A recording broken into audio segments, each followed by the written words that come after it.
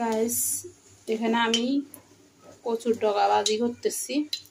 এখানে দিয়ে দিচ্ছি কিছু কাঁচামরিচ কুচি আর পেঁয়াজ, রসুন, সামান্য একটু আদা বাটা দিলাম।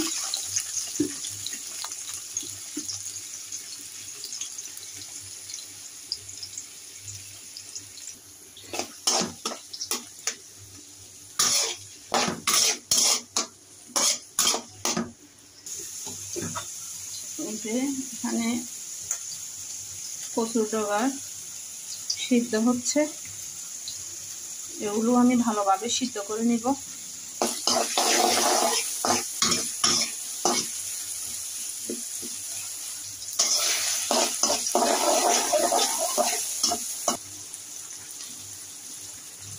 দিয়ে দিলাম সামান্য হলুদের গুঁড়া,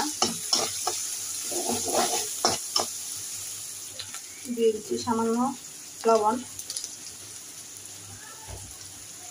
দিয়ে দিলাম মশলার গুঁড়া,